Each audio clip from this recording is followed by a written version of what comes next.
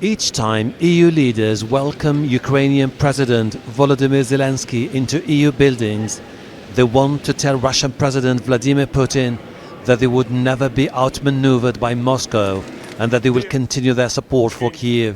The bloc has finally managed to implement new sanctions after Slovakia lifted its veto. Today in the morning we approved already the 19th package of sanctions, targeting shadow fleet, banking and energy sector of Russia. And today in this European Council we will take the political decision to ensure the financial needs of Ukraine for 2026 and 2027, including for acquisition of military equipment. And this is a very strong message to Russia.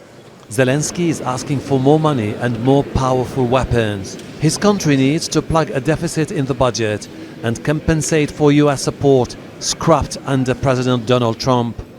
I agree with you totally that Russia doesn't show that they want to stop this war. They attack us. You see, again, kindergartens, schools, just civilians, and they increase this pressure. It means that we have not only to defend with all Europe, with the United States together, we have to pressure on Putin, stop this war. Zelenskyy wants to use Russian frozen assets to buy weapons as soon as possible. Most of those assets are in banks in Belgium, whose Prime Minister remains cautious. But Weaver wants strong guarantees his country won't face legal action from Russia. We know that there are vast amounts of Russian money in other countries who have always been silent about this.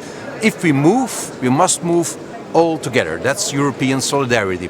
If these three demands, which are quite reasonable, I think, are met, then we could go forward. If not, I will do everything in my power at the European level, also at the national level, politically and legally, to stop this decision. The EU is also finalizing its defense roadmap, one of its largest projects in decades.